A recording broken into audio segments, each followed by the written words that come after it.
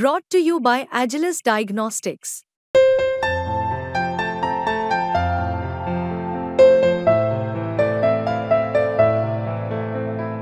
Agilus Diagnostics. मी महाराष्ट्रातील बीड जिल्ह्यामधील शेतकऱ्यांच्या विषयी बोलणार आहे।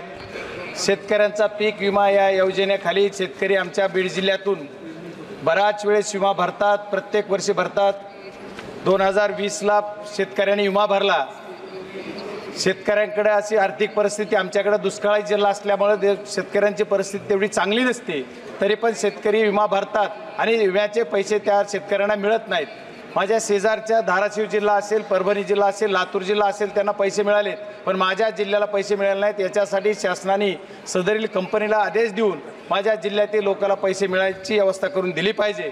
एवढंच नाही तर सन 2023-24चा पण मागच्या वर्षी जो शेतकऱ्यांनी विमा भरला आहे त्याचा सुद्धा अग्रिम पीक विमा जो मागच्या वर्षी जो शेतकऱ्यांनी भरला आहे त्याचा सुद्धा अग्रिम काही शेतकऱ्यांना मिळाला आहे, पण अग्रिम आणखी मिळाला नाही आणि अंतिम विमा पण आणखी शेतकऱ्याला मिळत नाही। त्याच्यामुळे शेतकऱ्यांना ही पीक विमा देण्यासाठी शासनानं सदरील कंपनीला आदेशित करावे व आमच्या शेतकऱ्यांना पीक विमा मिळाला पाहिजे। बीड जिल्ह्यातील शेतकऱ्यांना पीक विमा मिळणं हे गरजेचं आहे। पीक विमा देण्यासाठी आपण कंपनीला आदेशित द्यावा ही विनंती। Thank you.